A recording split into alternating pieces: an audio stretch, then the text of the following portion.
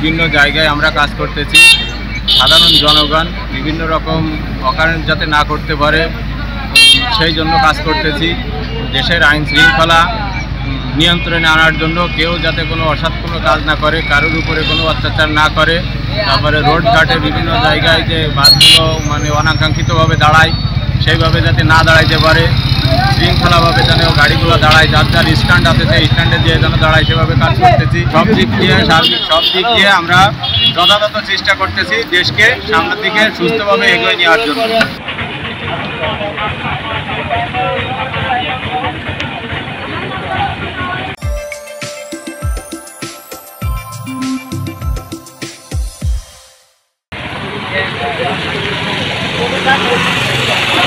প্রতিটি ইউনিয়নে 10 জন করে এবং পৌরসভায় 20 জন, মোট 80 জন সদস্যদেরকে দিয়ে একটি কমিটি তৈরি করা হয়, যারা বিভিন্ন পয়েন্টে ট্রাফিক নিয়ন্ত্রণ এবং রাতে ডাকাত দমনের জন্য কাজ করে থাকে।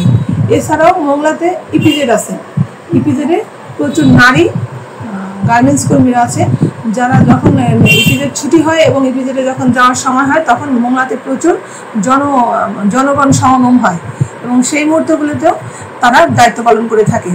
এছাড়াও আমাদের এখানে সংখ্যালঘুদের পরিবার, তাদের সম্পদ, তাদের বাড়িঘর এবং তাদের বিভিন্ন পূজা মন্দিরের নিরাপত্তায় 136 জন ভাতাভোগী সদস্য ও বিডিবি সদস্যদেরকে অন্তর্ভুক্ত করা হয়েছে, যারা দিনরাত শিফট করে ডিউটি করছে এবং তাদের এই দেশের প্রতি এই দায়িত্ব পালন করছে।